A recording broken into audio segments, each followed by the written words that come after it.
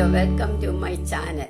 നമ്മൾ ഇന്ന് തയ്യാറാക്കാൻ പോകുന്നത് കർണാടകത്തിലൊക്കെ വളരെ പ്രധാനമുള്ള, കർണാടകത്തിലും ആന്ധ്രാപ്രദേശിലും ഒക്കെ പ്രധാനമായിട്ടുള്ള ഒരു വിഭവമാണ് തൈര് ബജ്ജി അല്ലെങ്കിൽ കേട് ബജ്ജി.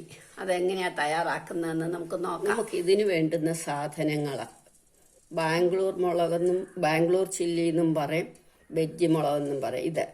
ഇത് ചെറുതായിട്ട് മുറിക്കണം. ചെറുതായിട്ടെന്ന് വെച്ചാൽ ഇതേമാതിരിയുള്ള കഷ്ണങ്ങളായിട്ട് മുറിക്കണം.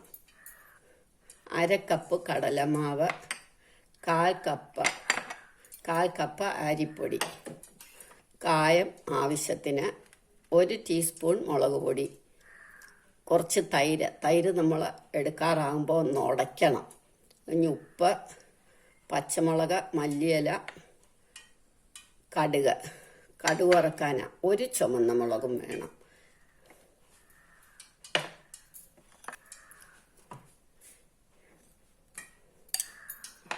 കടലമാവ്, അരിപ്പൊടി,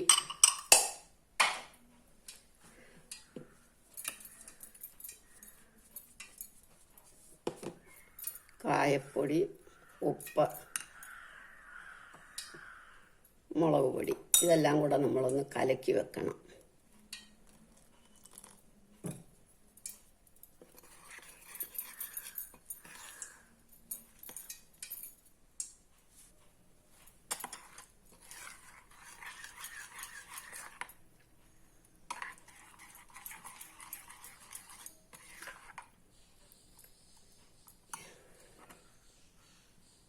ഈ സമയത്ത് നമുക്ക് എണ്ണ അടുപ്പേ വെക്കാം.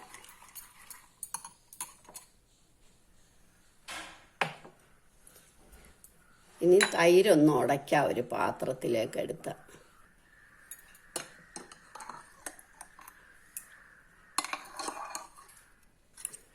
തൈര് നന്നായിട്ട് ഉടച്ച് കഴിയുമ്പോൾ നമ്മളൊരു 1/2 ടീസ്പൂൺ ചാറ്റ് മസാല ഇടണം. 1/4 ടീസ്പൂൺ ബ്ലാക്ക് സാൾട്ടും ഇട്ടു. പാകത്തിന് സാധാരണ ഉപ്പും ഇട്ട് ഒന്ന് ഇളക്കി വെക്കാം. ഇളക്കി മാറ്റി വെക്കാം. ഇത്തിരി കൂടെ വെള്ളമാകാം.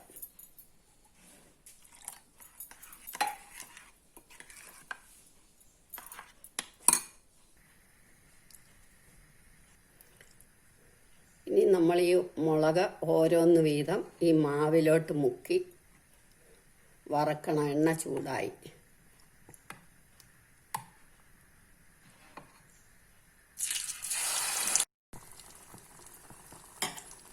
ഇതെല്ലാം മൂപ്പിച്ച് കോരാം. ഇതുപോലെ നമ്മളെല്ലാം വറുത്ത് കോരണം. ഇത് മൂക്കുമ്പോൾ ഇനി എടുക്കണം. ഒന്നുകിൽ ടിഷ്യൂ പേപ്പറിൽ അല്ലെങ്കിൽ തുണിയിലെടുക്കണം. തൈര് വടയുടെ കൂട്ട് വെള്ളത്തിൽ ഇടാൻ പറ്റത്തില്ല ഇത് നമുക്ക്. അപ്പോൾ ടിഷ്യൂ പേപ്പറിലോ തുണിയിലോ ഇട്ട് നന്നായിട്ട് തുടച്ച എണ്ണമയം കളയണം. ഇതേമാതിരി എല്ലാം ഉണ്ടാക്കിയെടുക്കാം. നമ്മൾ ബജ്ജി എല്ലാം ഉണ്ടാക്കിയെടുത്തു. ബജ്ജി ഉണ്ടാക്കാൻ എല്ലാവർക്കും അറിയാമായിരിക്കുമല്ലോ. ബജ്ജി ഉണ്ടാക്കുക, മുളക് അരിഞ്ഞിട്ട് ബജ്ജി ഉണ്ടാക്കി. ഇനി ഇതെല്ലാം ചൂടാറുമ്പോൾ ഇതിലിട്ടിട്ട് നമുക്ക് കടുക് വറക്കണം.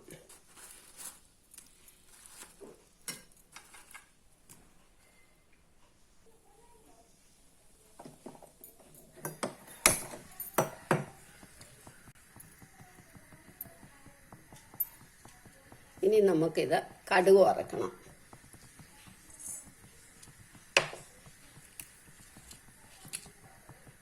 കടുക് പൊട്ടട്ടെ.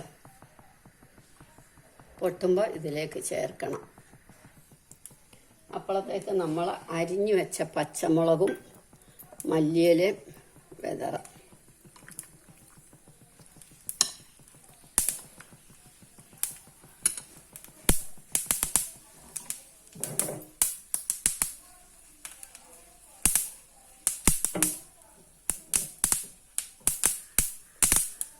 ഒട്ടും പുളിയില്ലാത്ത തൈരെടുക്കരുത്. കുറച്ചൊരു പുളിയുള്ള തൈരെടുക്കണം. തൈര് കട്ടയായിരിക്കണം. കടുക് പൊട്ടി കഴിഞ്ഞു. ഇനി നോക്കിയിടാം.